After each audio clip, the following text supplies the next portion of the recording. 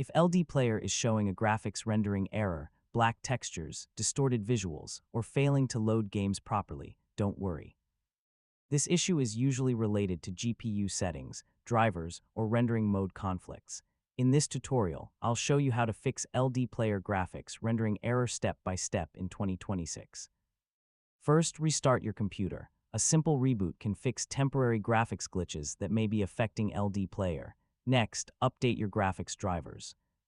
Go to your GPU control panel or official website and install the latest version for NVIDIA, AMD, or Intel.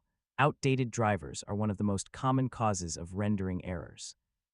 Now open LDPlayer settings and go to the graphics or performance section.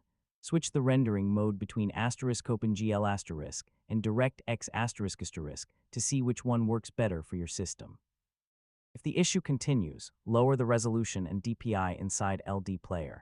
This reduces GPU load and can fix visual glitches. Next, make sure Virtualization (VT) is enabled in BIOS settings. While it mainly affects performance, it also helps stabilize emulator rendering. You should also disable conflicting Windows features like *Hyper-V***, Windows Hypervisor Platform**, and Virtual Machine Platform**, then restart your PC. Now clear LDPlayer cache files. Corrupted temporary data can cause display bugs and rendering failures. If you are using multiple monitors or unusual display scaling, set your display scaling to recommended settings in Windows Display Options. Next, close background apps like screen recorders, overlays, or GPU-heavy software that may interfere with LDPlayer graphics. Finally, if nothing works, reinstall LDPlayer completely using the latest official version to reset all graphics configurations.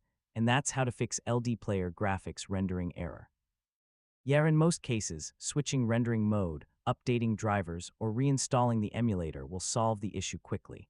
Thanks for watching, and I'll see you in the next guide.